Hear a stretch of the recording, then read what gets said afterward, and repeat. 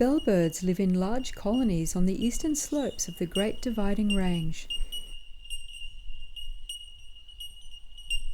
Highly territorial, they live in the canopy, where they feed on insects, nectar and manna, which is a sweet, sticky substance that exudes from plants.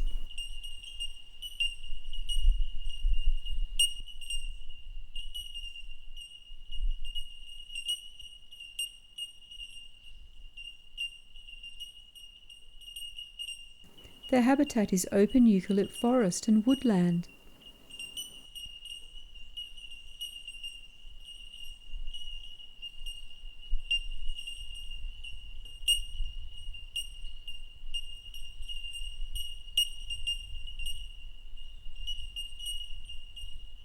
Being well camouflaged amongst the foliage, these small olive-green miners are usually easier to hear than see.